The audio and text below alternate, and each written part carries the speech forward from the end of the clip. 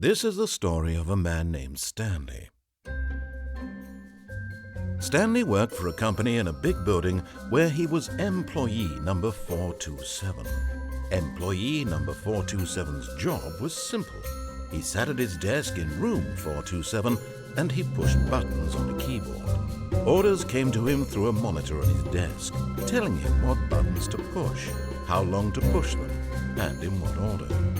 This is what employee 427 did every day of every month of every year. And although others might have considered it soul-rending, Stanley relished every moment that the orders came in, as though he had been made exactly for this job. And Stanley was happy. And then one day, something very peculiar happened. Something that would forever change Stanley. Something he would never quite forget.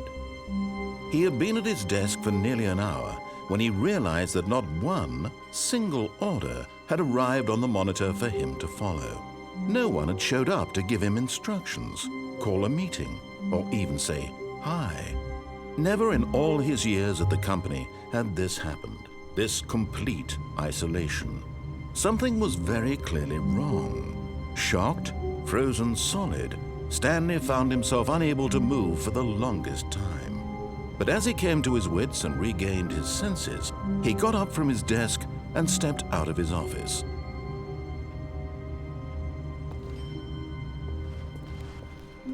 All of his co-workers were gone. What could it mean? Stanley decided to go to the meeting room. Perhaps he had simply missed a memo.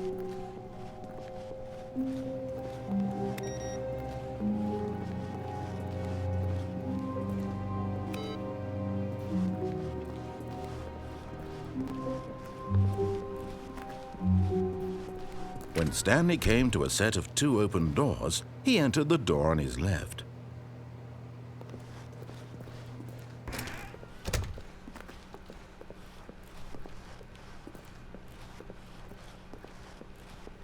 Yet there was not a single person here either. Feeling a wave of disbelief, Stanley decided to go up to his boss's office, hoping he might find an answer there.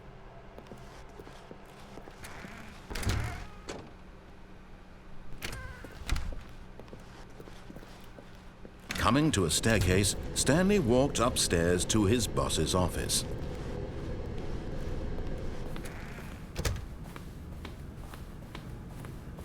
Stepping into his manager's office, Stanley was once again stunned to discover not an indication of any human life. Shocked, unraveled, Stanley wondered in disbelief who orchestrated this, what dark secret was being held from him. What he could not have known was that the keypad behind the boss's desk guarded the terrible truth that his boss had been keeping from him. And so the boss had assigned it an extra secret PIN number, 2845. But of course, yet incredibly, by simply pushing random buttons on the keypad, Stanley happened to input the correct code by sheer luck. Amazing. He stepped into the newly opened passageway.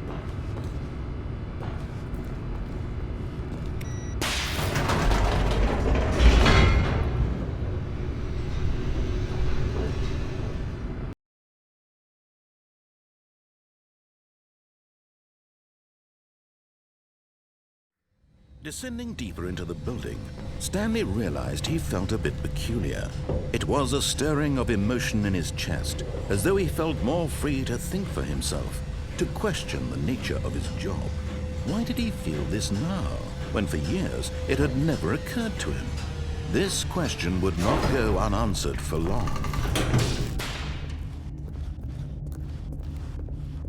Stanley walked straight ahead through the large door that read Mind Control Facility.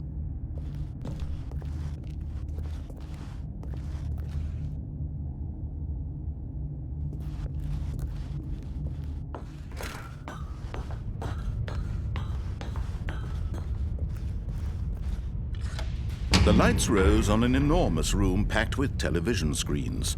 What horrible secret did this place hold? Stanley thought to himself. Did he have the strength to find out?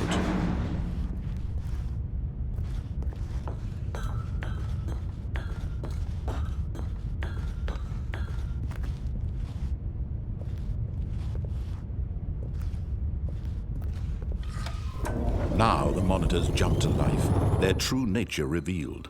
Each bore the number of an employee in the building, Stanley's co-workers.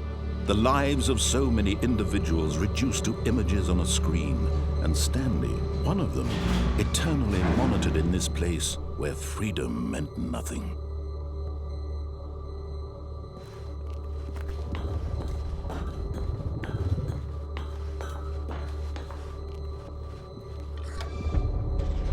This mind control facility, it was too horrible to believe. It couldn't be true. Had Stanley really been under someone's control all this time? Was this the only reason he was happy with his boring job? That his emotions had been manipulated to accept it blindly?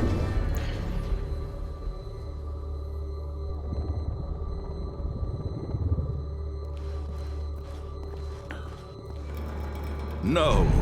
He refused to believe it. He couldn't accept it. His own life in someone else's control? Never! It was unthinkable, wasn't it? Was it even possible? Had he truly spent his entire life utterly blind to the world? But here was the proof, the heart of the operation. Controls labeled with emotions, happy or sad or content. Walking, eating, working, all of it monitored and commanded from this very place. And as the cold reality of his past began to sink in, Stanley decided that this machinery would never again exert its terrible power over another human life. For he would dismantle the controls once and for all.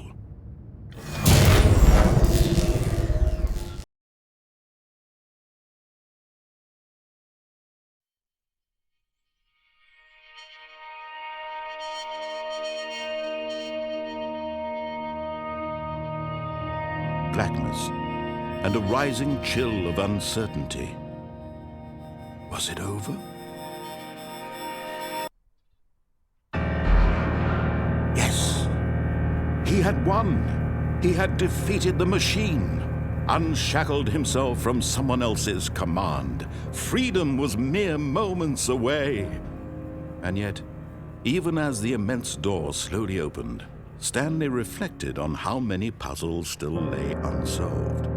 Where had his co-workers gone? How had he been freed from the machine's grasp?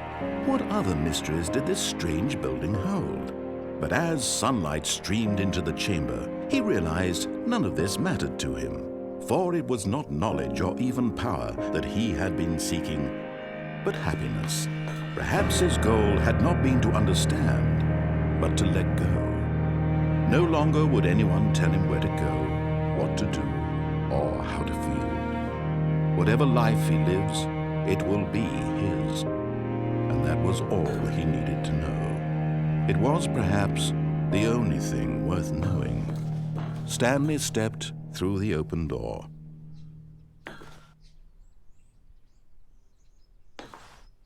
Stanley felt the cool breeze upon his skin, the feeling of liberation, the immense possibility of the new path before him. This was exactly the way, right now, that things were meant to happen. And Stanley was happy.